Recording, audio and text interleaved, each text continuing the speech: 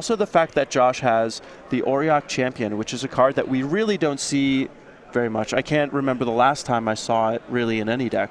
Yeah, it's been played very casually. Yeah. It's a big commander card. It's seen some play in like random Soul Sisters deck. Yeah, I could see it in Soul Sisters. Very often you'll see it in black-white tokens, but again, that's a deck that's been very fringe since the very first Modern Pro Tour. Yeah, it's very fringe, but I mean, we've seen that Auriok Champion just, be such an asset against these blue-red twin decks. Absolutely. So Lucas is just going to start on a Scalding Tarn. Josh is just going to play a Flagstones of Trocaire and pass. Lucas is just going to double up on the Tarn and pass back. And here's where things get interesting with Josh. He has a lot of high power 2-drops that he can make against this blue-red twin deck, whether it's Auriok Champion, Bitter Blossom, or just getting Intangible Virtue on the battlefield to increase his clock later on in the game. And we can already see in Lucas's hand some of the sideboard cards that he's brought in for the matchup. We can see an Is It Staticaster and a Jace, and looks like we're going to be getting a better view of these cards now. Absolutely. So Joshua Cho is just going to play a Fetid Heath, filter into some mana, cast an Inquisition of Kozilek, and we have Dispel, Is It Staticaster, Cryptic Command, Jace, Architect of Thought, and Splinter Twin. So Lucas's hand is full of absolute gas, but no mana. Yeah, no mana, also no cantrips. I mean, a card like Remand is really what blue-red twin wants in this sort of situation, so they can kind of delay their opponent, dig a little deeper to their deck. If Lucas doesn't hit land drops, things can be really, really rough for him. On the other hand, though, the Is It Staticaster is a great card, but it's probably going to go. Yeah, I can imagine Joshua is probably going to be taking these as a Staticaster, especially since Dispelled actually doesn't do very much against his deck, which is one of the benefits of this deck right now and why he's just been mopping the floor with these blue-red twin decks. So this is a pretty interesting play. Lucas is actually cracking both of his fetch lands. So I think that he's maybe not valuing the chance to draw a third land as much as we think he is, or he's just valuing his life total a lot. Yeah, I have to imagine that in that spot, I keep those fetches on the battlefield just to give me, a slight increase in percentage of drawing an additional land. Because at this point, that's what he needs. He needs to get to the spot where he can actually cast that Jace or be able to use that Cryptic Command. Yeah, I agree. Oh, he's just going to draw a land anyways. Well, when you got it, you got it. Yeah, saw it coming. Visions of Beyond. Called it. Just called it. So Josh Cho's going to go ahead and draw a card for his turn. And I have to imagine we can see something here like a Lingering Souls, maybe? Yeah, this is the point in the game where Josh wants to start developing some sort of pressure. He knows that he's not going to get comboed out, so he wants to build some pressure, and then on the subsequent turns, once he has some pressure established, he can keep some mana open to disrupt the combo. Well, it looks like it's going to be a Bitter Blossom instead. He's just going to pass the turn back. Now, it does look like Josh has a couple lands in his hand, and Lucas Wade just with another land right off the top can allow him to put that Jace, Architect of Thought on the battlefield. Knew it was there. Just knew it was coming. And so this Jace is going to help try and contain these Bitter Blossom fairies, as well as allow him to get some card advantage once he untaps in a safe spot with it. Yeah, the one good thing about these Bitter Blossom tokens is that Lucas will likely be priced into continually plussing his Jace and not really getting a chance to minus it, otherwise the tokens will be able to overwhelm it.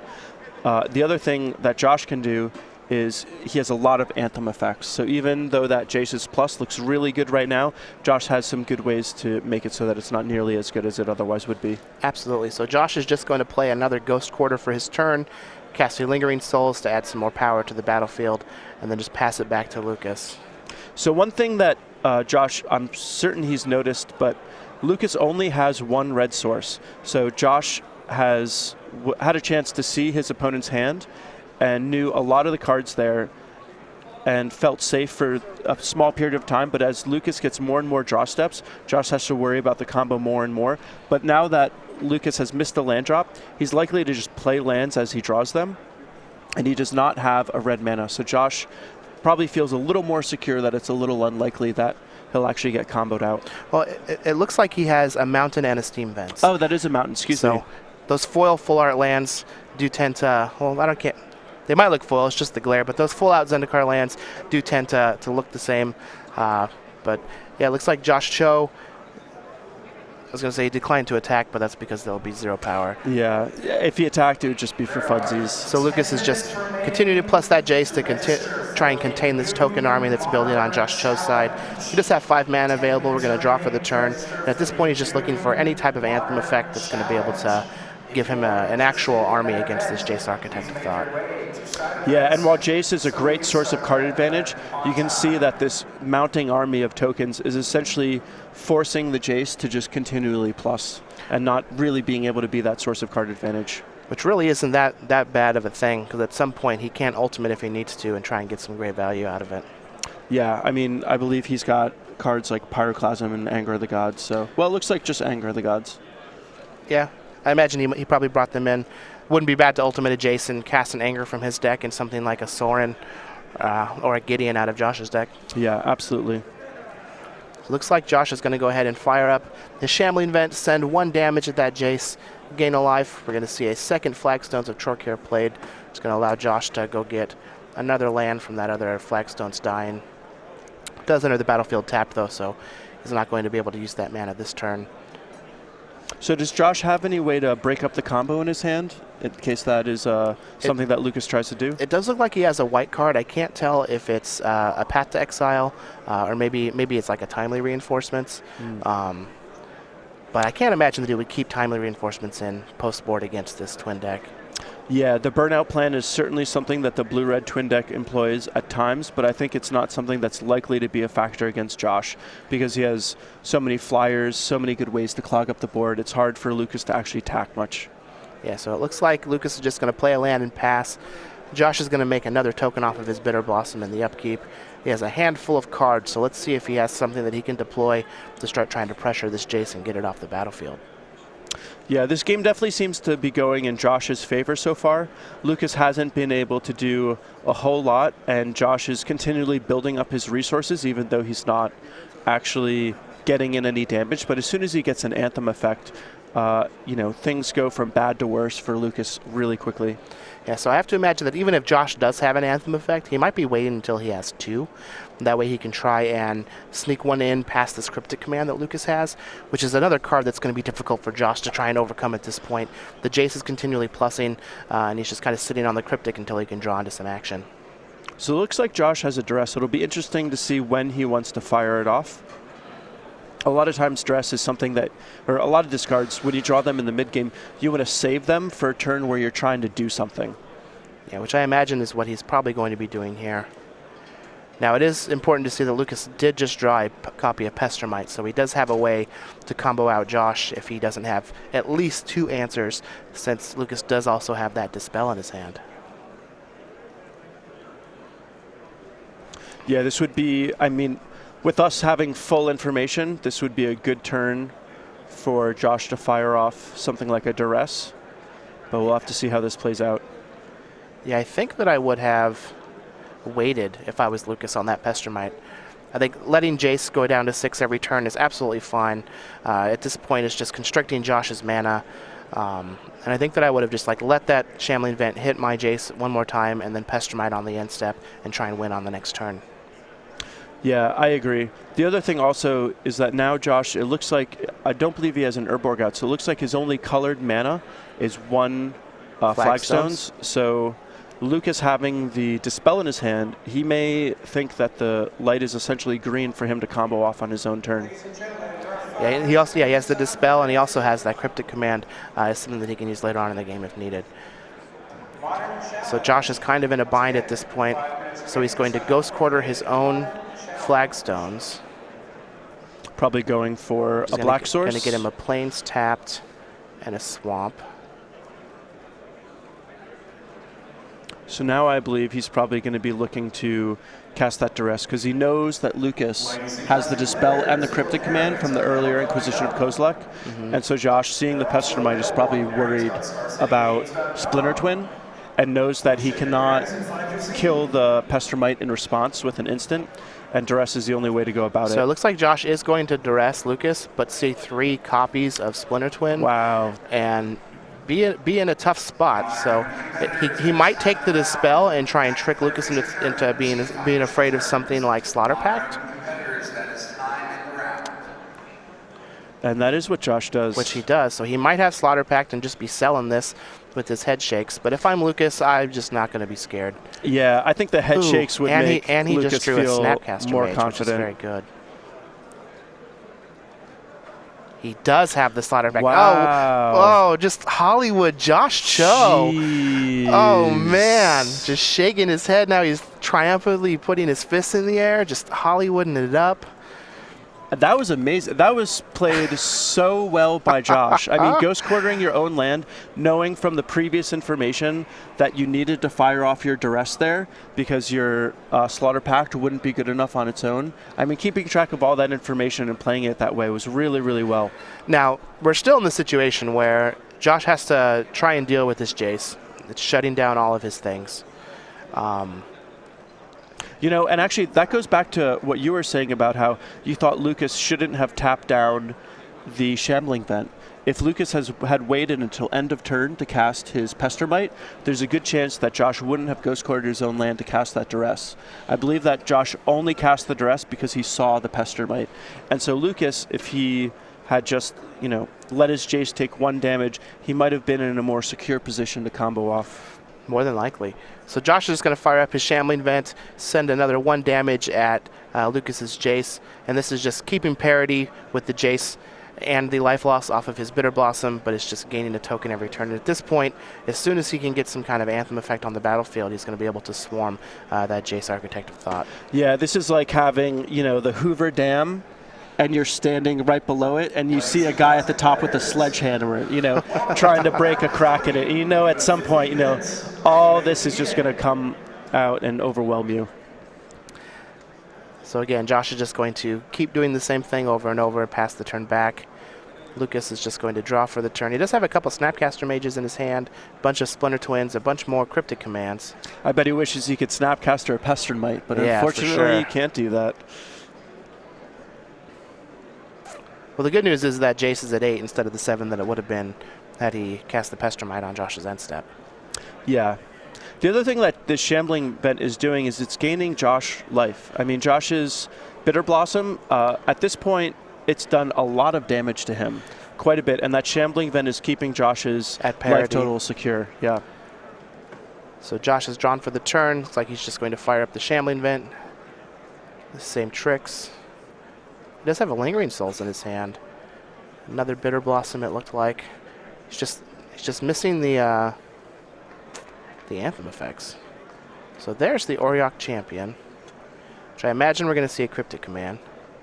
Yeah. And this might give Josh an opening to be able to land an Intangible Virtue, but he's just going to pass back. So Lucas is going to draw for the turn. Looks like he picked up a Spell Snare off of that Cryptic Command, which is a very good card against Josh. Yeah, it hits a lot of Josh's best threats. So Josh is going to draw for the turn after making his fairies. So Josh I believe he has a couple more threats in hand, and he's probably holding them back because committing more Lingering Souls tokens to the board really doesn't do a whole lot. And he does have to be worried about the potential of something like Anger of the Gods. Let's see here. I think he's just going to activate his Shambling Vent, send it at the Jace yet again. We've done this dance about 6 times, 7 times now. Yeah, I really appreciate Josh's patience. He knows that it's kind of on Lucas to really do something, and that over time Josh's resources are just accruing. And as soon as Josh draws something like an Intangible Virtue, a Sorin, or a Gideon, all of his tokens are going to be attacking for a lot. So while Josh is progressing his game plan, even though he's not actually getting any damage, Lucas is just kind of treading water, and Josh is happy, you know, just kind of keeping things as is. It is important to note that they are under a minute here, and if this game ends in a tie, then it will just be a draw. I don't think Josh would be too upset with the draw. In fact, I don't think Lucas would either, being at 9-1, but it is still nice to get a win in these games where you're fighting it pretty hard. Yeah, I think you always want to go for the win. A win is just so much better than a draw. Even when, you know, you have a loss to give, you're this deep in a tournament, there's the potential to draw into top 8. A draw may not lock you out of top 8. You still want to go for that win, though, and I would expect each player to sort of do what they can. Yep, so Josh is just going to go ahead and do this same Shambling Vent dance, pass it back to Lucas. He has a whole bunch of cards in his hand. Let's see if he has any action at all. And it's pretty interesting to see how Lucas's deck just really isn't doing anything in this situation. I mean, in certain ways, Josh's deck isn't doing a whole lot in terms of its attacking power, but you can see that with these combo decks, sometimes you just don't draw the right mix of cards, and you just end up not really being able to do anything. Yeah, he's just had a bunch of Splinter Twins in his hand forever. Yeah, the one Pestermite that he drew died, and now he's can't really do a lot until he draws another. I'm surprised that we haven't seen him fire off some Snapcaster Mages targeting Serum Visions just to dig a little deeper. Maybe that's something we'll see in the upcoming turns. That's what it looks like. It looks like they are in turns, so we are going to have 5 turns here to see if one of these players can take the game off of the other. Josh is fetching. Man, he's got a lot of Arilax on the battlefield. That's a whole lot of Ari. Yeah, Ari's probably at home watching and smiling. Just smiling just like his fairy token. Just a big giant grin. Yeah, he has a really big grin. All right, so we are in turn 1, I believe. I can move that up. Yep, turn 1.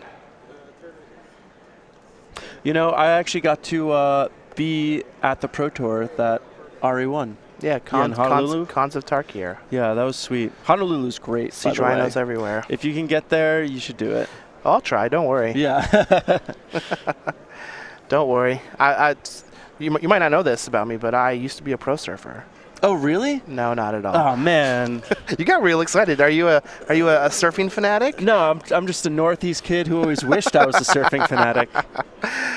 All right, so Josh is just going to do this same dance. I have to imagine that he just doesn't have anything, or he just trying to play it safe. Yeah, it's starting to look like Josh really is playing for the draw, which I'm a little disappointed in. I just want to see good old Josh Cho at 11-0, but we'll see what's going on. Yeah, so let's see here. Seems like there may be a little confusion with the life totals. I think they're counting up the fetch lands and the life gain from Shambling Vents. Yeah. There was the fetch and the Bitter Blossom and the Shambling Vents for 1, so he should have been 1 lower than what he's been normally. Doesn't seem like something that has much of an impact on the game. Yeah, I don't think 15, 16, or 17 is going to do much as far as Lucas's game plan is concerned, but we do always have to keep the game state correct.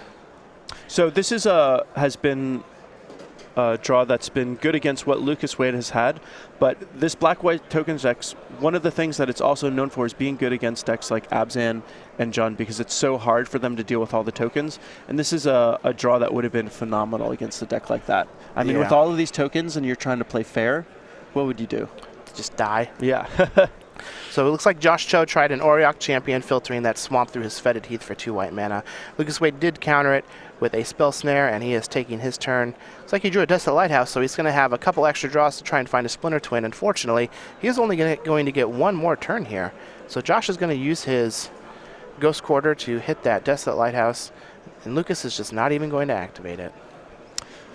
Yeah, Lucas could have activated it, but it seems like he's just content to let this game end in a draw. Yeah, it appears that that is what's going to happen. Maybe he's just too afraid of Josh. He feels like he's coming out lucky. I mean, have you seen Josh? He is very intimidating. Oh yeah, I mean he's just a mean-looking guy. He just has a masterful mustache. Josh is actually one of the nicest people in the world. I agree. Yeah. He showed me a really sweet place to get sandwiches in D.C. That's his home turf. One of my favorite things about going to opens there is this one specific sandwich shop. Nice. So Josh is on turn 3. He's going to draw a card for his turn. Lucas Wade is going to get 1 more turn. Joshua Cho will also have 1 more turn in this game. And we're going to see if somebody can try and close it out. If anybody's going to have a chance, it looks like it's going to be Joshua Cho. Lucas Wade just has no additional combo piece in his hand, just a bunch of Splinter Twins, but it does look like he has a bunch of Cryptic Commands, which I think is going to be able to keep Josh from being able to do anything. Yeah, essentially the story of this game is both players had kind of impotent draws. Josh's draw essentially has been completely blocked by this Jace, and Lucas's draw was completely blocked by a timely duress and removal spell from Josh, and it has basically led to neither player really being able to do a whole lot. So it looks like Josh is going to go ahead and use a Thoughtseize here. And I think he might be trying to set something up for the next turn. It's pretty interesting how each player has drawn so many cards, but it's only been a select few that have really impacted the game. You can really see how a lot of the cards are just kind of minutia, and then you have those key players like the Slaughter Pact and the Jace that are really pulling the weight. Absolutely. That Slaughter Pact was real brutal. Yeah. But, I mean, it wouldn't have been as brutal if Josh didn't know when to fire off that Duress. So certainly not only was it an important card to have, but its application, how Josh used it and sequenced things, was equally important. Yeah, for sure. So it looks like here we have the Cryptic Command was cast. Lucas is going to take his turn. Going to be turn 4. He's drawing a negate. I almost wonder if it would have been worth it for Lucas at some point to cast one of those Snapcaster Mages and just put a Splinter Twin on his Snapcaster Mage. I mean, he doesn't have a whole lot of spells in his graveyard, but Snapcaster Mage with a Splinter Twin is kind of a nice threat. It definitely is. I imagine they're discussing whether or not somebody wants to concede or not. Yeah, I would assume it's just a draw. Yeah, Lucas is showing a bunch of Cryptic Commands. I believe this game is just going to end up in a draw. Lucas shows Josh the Cryptic Commands. Josh says, I don't care. Look at all the tokens I have. Yeah, I got a bunch. Not doing much. You got a Jace. Yeah. It's just stopping me from doing anything. Yep. So this match is going to end in a draw. Joshua Cho is going to move on to 10-0-1, technically still undefeated. Still undefeated. Lucas Wade is going to move on to 9-1-1 with his blue-red twin deck. Josh on black-white tokens. And that was